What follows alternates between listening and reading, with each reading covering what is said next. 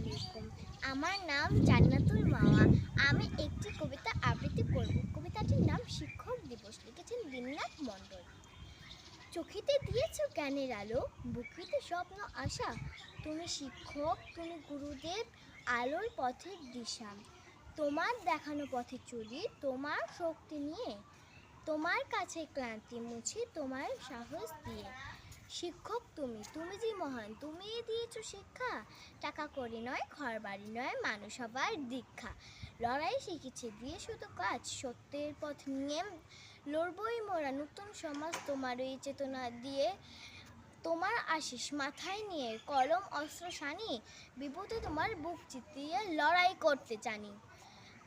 তোমার শাসন, তোমার স্নেহে প্রতিটি সময় থাকি, তোমার চরণ ধুলা আমার মাথার উপরে রাখি। ধন্যবাদ সবাইকে।